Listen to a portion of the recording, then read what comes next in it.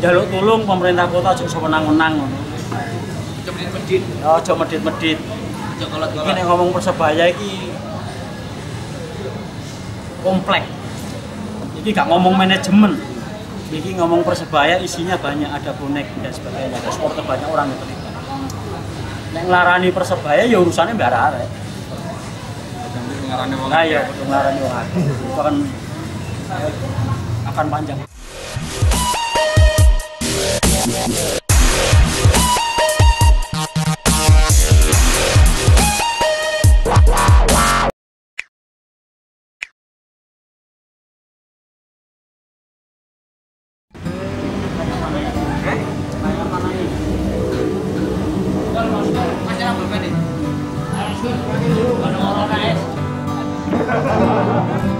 Kayaknya belum ada, Mas.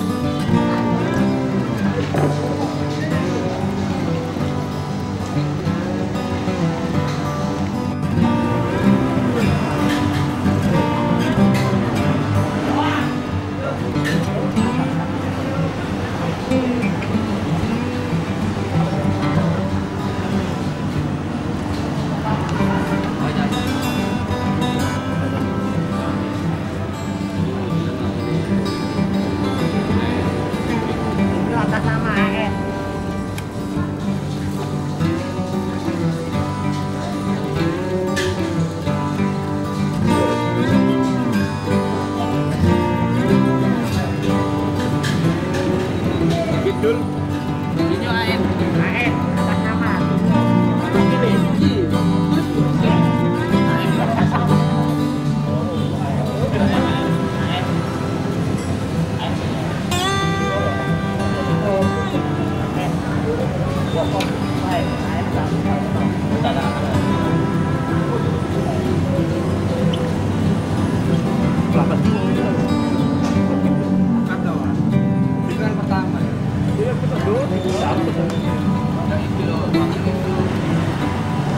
Mas Adi.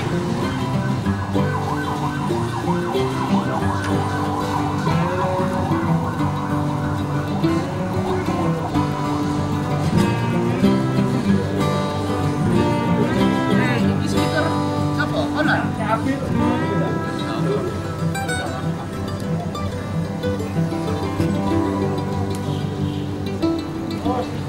Si Dono Motor.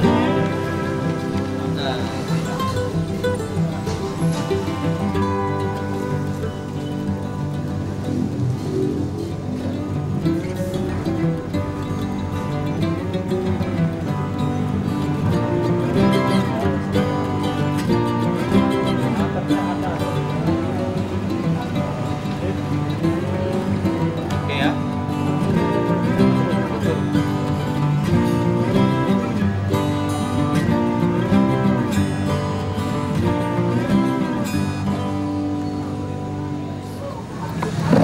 Enggak, yang pertama kan memang teman-teman saudara-saudara semuanya kan baik tribun, ini semua tribun, ada Green Note, Tribun Timur, Tribun Kidul, G21 sama teman-teman ya yang dulu terlibat dalam perjuangan Persebaya lah, semuanya jadi satu.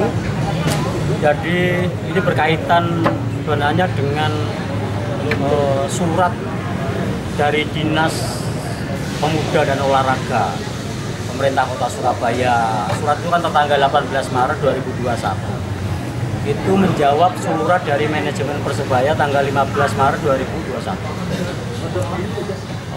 Jadi surat itu kan pada pokoknya suratnya pemerintah kota, Dinas Dispora itu intinya menyampaikan dua hal. Yang pertama itu bahwa stadion Gelora 10 November itu kan masih dalam kewenangan atau wilayahnya barang dan jasa pihak lain lah, pihak lain. Tapi di surat itu juga menegaskan bahwa setelah itu akan dipakai untuk Akademi Sepak Bola Surabaya. Itu dua hal yang ada di isi surat 18 Maret 2021 menjawab surat dari manajemen Persebaya tanggal 15 Maret 2021. Nah, surat itu ya perlu kita pertanyakan esensi dari surat itu. Yang pertama, apakah benar bahwa Gelora Tambasari 10 November itu memang sekarang dalam tahapan pemeliharaan dan sebagainya. Karena berkali-kali ya kita lewat di situ juga biasa-biasa saja. Yang dimaksud pemeliharaan seperti apa juga. Terus yang paling fatal itu kan sebenarnya menutup peluang bagi Persebaya untuk tidak bisa menggunakan sama sekali Stadion 10 November karena di situ jelas disebutkan dan selanjutnya akan dipakai untuk Akademi Sepak Bola Surabaya. Berarti jelas kan Persebaya gawe kan itu pasti seperti itu. Nah itu dua hal yang akan tidak hanya sekedar kita pertanyakan karena kedatangan teman-teman tribun-tribun semua itu tidak hanya konteks mempertanyakan itu, tapi harus memastikan bahwa Persebaya bisa memakai dua stadion, tidak hanya Stadion 10 November Tambasari, tapi juga Gelora Bung Tomo. Dua hal itu harus bisa digunakan. Ya dasarnya teman-teman jelas bahwa manajemen Persebaya kan sudah kooperatif secara prosedural kirimkan surat. Mungkin tidak hanya hari ini saja, sebelumnya juga ada komunikasi. Tapi kan problem masalah Stadion 2 ini, Gelora Tambasari 10 November sama Gelora Bung Tomo, kan selalu diulang-ulang terus, tidak hanya hari ini saja atau kemarin-kemarin saja. Ini berkali-kali selalu semacam itu. Nah ini pengennya pemerintah kota seperti apa? Padahal yang Persebaya itu kan tidak bisa dipisahkan dari kota Surabaya. Kota Surabaya juga tidak bisa dipisahkan dari Persebaya itu sendiri. Ini kan dulu jadi satu, sekarang jadi dua irisan. Tapi dalam historisnya, sejarahnya, pemerintah kota Surabaya dan Persebaya memang jadi satu. Karena kebijakan negara tahun 2009, Persebaya dan klub harus profesional, makanya berubah menjadi berbadan hukum dan PT. Tapi sejarah itu tidak bisa dihilangkan. Harusnya pemerintah kota dan Persebaya ya jadi satu, manunggal gitu, jadi satu. Nah selama ini kan yang kita lihat dari teman-teman semuanya, bonek semuanya itu tidak pernah terjadi. Selalu ada saja masalah, selalu saja ada ekor-ekoran konflik. Ya, ini kan memalukan, ya memalukan semuanya. Coba dicek stadion yang lain, kota-kota yang lain, itu kan tidak pernah terjadi semacam ini. Apalagi yang terbaru, Stadion Manahan, yang kemarin barusan dipakai untuk pembukaan Piala Menpora, itu kan juga digunakan untuk pertandingan Piala Dunia U20. DBT juga akan seperti itu, tapi Manahan nggak ada masalah, bisa digunakan. Nah, ini seperti apa gitu? Yang namanya stadion ya memang harus dipakai, yang namanya rumput lapangan ya harus diinjak, masa rumput lapangan nggak boleh dipakai? Ya ya, ngono ya. Iya. Masa sing jenenge supit gak boleh diinjak yo. Seperti itu. Namanya stadion memang harus dipakai, tidak hanya untuk tontonan, tidak hanya untuk dipertontonkan lah. Ditonton pertandingan sepak bolanya, ya lapangannya dipakai untuk main bola, tidak hanya untuk dilihat saja. Dan itu dibuktikan Stadion Manahan Solo tidak ada masalah. Jadi kan nggak ada problem. Itu sebenarnya dasar pokok pijakan teman-teman semua tribun ini, semuanya harus bisa dipakai. Baik itu Gelora Bung Tomo maupun Stadion 10 November harus bisa dipakai. Kita mendesak itu harus segera tuntas. Makanya teman-teman akan melakukan aksi mulai hari Jumat Minggu ini sampai hari Kamis. Seminggu kami akan mendesak pemerintah kota agar memastikan Gelora Bung Tomo dan Stadion 10 November bisa dipakai untuk dua hal, untuk latihan dan untuk pertandingan sepak bola. Itu harus bisa dipakai. Kalau ada persoalan-persoalan yang menyangkut teknis dan sebagainya harus dibicarakan. Toh kompetisi ini juga belum ada kepastian apakah dengan penonton atau tanpa penonton. Kalau nanti 2021 ini mungkin tidak tahu PSSI akan seperti apa. Kalau dipakai, kalau tanpa penonton ya sudah dipakai saja. Kalau rumputnya rusak ya diperbaiki, namanya dibuat main bola. Jadi surat yang 18 Maret 2021 itu kan kesannya sewenang-wenang. Ya memang kami menganggap itu sewenang-wenang terhadap Persebaya, terhadap teman-teman semuanya. Teman-teman tribun semuanya itu sewenang-wenang dengan kekuasaannya menyampaikan itu menutup Stadion 10 November tidak bisa dipakai Persebaya, dipakai Akademisi Sepak Bola Surabaya. Kita juga tidak tahu Akademisi Sepak Bola Surabaya itu bentuknya seperti apa, regulasinya nanti seperti apa, apakah ada perda, perwal dan sebagainya. Karena sampai sekarang Akademi Sepak Bola Surabaya tidak ada. Askor PSSI Surabaya kemarin juga rilis tidak ada, hal semacam itu tidak ada. Itu harus kita pertegas. Itu yang paling penting sebenarnya, kenapa kawan-kawan memilih jalan itu. Kawan-kawan sekarang tahu sekarang pandemi dan sebagainya punya problem semuanya. Tapi kan teman-teman tidak diberikan pilihan, masa berjuang di rumah ya nonton bal-balan ya nggak apa-apa ngomong. Tapi bahwa harus menyampaikan secara langsung, kami harus menyampaikan secara langsung. Nanti teman-teman tentu akan ada teknis dan sebagainya, protokol kesehatannya juga akan diatur soal itu. Apalagi kemarin juga AMI ribuan di. Ya bukannya kita membandingkan enggak, tapi ada peristiwa-peristiwa yang asal kita menata itu. Walaupun sebenarnya pilihan menyampaikan kemerdekaan berpendapat, unjuk rasa ini bukan pilihan kami.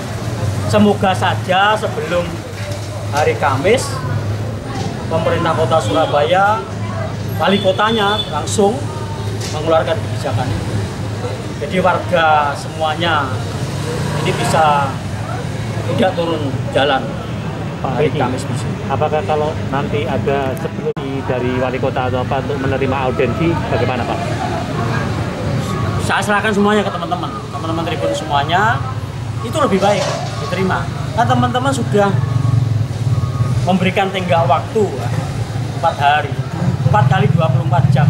Artinya hari ini jam kerja sudah melebihi, teman-teman menyampaikan itu secara terbuka, dan pemerintah kota Surabaya pasti tahu itu, tapi juga tidak ada tanggapan sama sekali.